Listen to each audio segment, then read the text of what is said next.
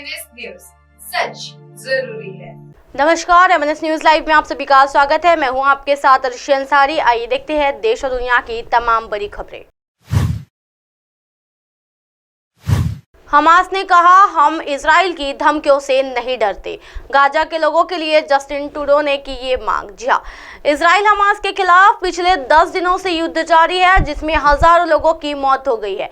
इस बीच आतंकी संगठन हमास ने बड़ा बयान दिया है। हमास का कहना है कि वो इजराइल सरकार की धमकियों से नहीं डरता है और उनके लड़ाकू इसके लिए तैयार है। दरअसल इजरायली सरकार ने पिछले दिनों कहा था कि हम गाजा के लोग पट्टी छोड़ दें, क्योंकि इजरायली सेना गाजा को तबाह कर देगी।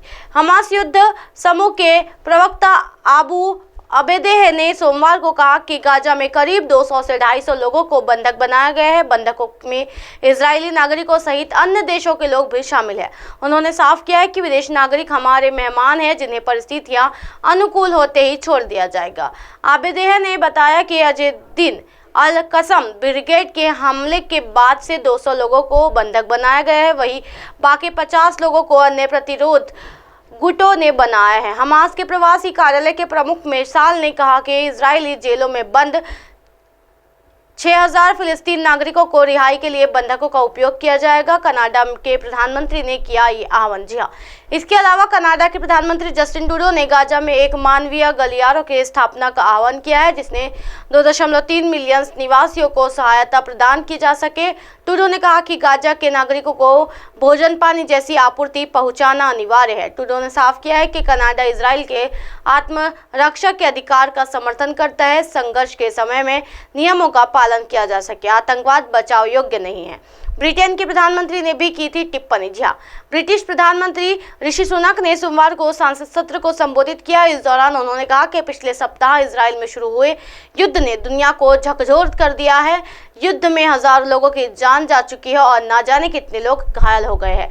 हमास के आतंकियों ने बुजुर्गों, महिलाओं, बच्चों और शिशुओं को भी नहीं बख्शा। उन्होंने सबकी हत्या की, लोगों की अंग भंग कर दिया है, लोगों को जिंदा जला दिया गया है। ये नरसंहार है, ये अमानवीय है। हम इस नरसंहार में इजराइल के साथ खड़े हैं। मैं यहूदियों लोगों से सीधा कहना चाहता हूँ कि हम आज भी आपके साथ खड़े हैं और हमेशा आपके साथ खड़े रहेंगे।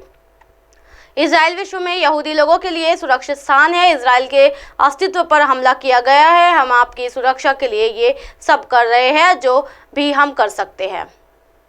बढ़ते हैं अगली खबर की तरफ।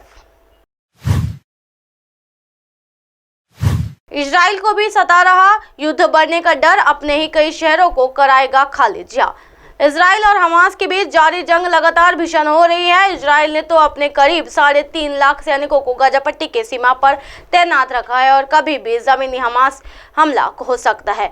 इजराइल एक एक्शन के जरिए गाजा पट्टी के बड़े इलाके में कब्जा जमा सकता है, जिसे लेकर संयुक्त राष्ट्र संघ समेत दुनिया भर की संस्थाएं चिंतित है। हालांकि ये जंग अकेले फिलिस्तीन का ही नुकसान नहीं कर सकती रही, बल्कि इजराइल के आगे भी और मुसीबत खड़ी है। एक तरफ वो गाजा पर हमला को तैयार है, तो लेबनान की ओर से हिजबुल्लाह भी उसकी उत्तरी सीमा को निशाना बना सकता है। ऐसी स्थिति में निपटने के लिए इजराइल ने भी बैकअप बनाना शुरू कर दिया है। लेबनान की ओर से खतरे को देखते हुए इजराइल ने अपनी उत्तरी सीमा के कई इलाकों को खाली करने का आदेश दिया है। इजराइल की सेना ने लेबनान से लगती करीब 2 किलोमीटर की एक कॉलोनी में रह रहे लोगों को निकलने का कहा है। लंबे समय से ये इलाका हिजबुल्लाह के निशाने पर रहा है। पहले भी हिजबुल्लाह और इजराइल के बीच जंग हो चुकी है और इसी इलाके में हिजबुल्लाह ने इजराइल पर वार किए हैं। रविवार को भी हिजबुल्लाह ने इस मिसाइल इजराइल की ओर दागी थी, जिसमें एक नागरिक की मौत हो गई। यही नहीं, एक और मिसाइल जो इजराइल को निशाना बनाकर दागी गई थी, वो लेबनान की सीमा में एक पत्रकार पर जा गिरी। इस घटना में रॉयटर्स की वीडियो पत्रकार इसम अब्दुल्ला की मौत हो गई थी। इस हमले में अल जजीरा, AFE समेत कई एजेंसियों के 6 पत्रकार जख्मी हुए थे।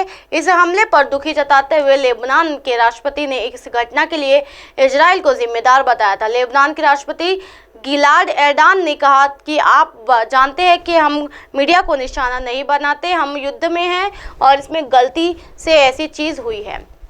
गौरतलब है कि इजराइल और हमास के बीच छिड़ी जंग ने पूरी दुनिया को अलर्ट कर दिया है। अमेरिकी राष्ट्रपति जो बाइडेन इस मामले में मध्यस्थता के मूड में दिख रही है। वो बुधवार को इजराइल पहुंचेगी और फिर उनका जॉर्डन जाने का भी प्लान है। उनमें से पहले विदेश मंत्री एंटनी ब्लिंकन सऊदी अरब और मिस्र जैसे देशों का दौरा कर चुके हैं। हालांकि सऊदी अरब ने दो टूक कहा है कि इजराइल को फिलिस्तीन पर हमले रोकने होंगे।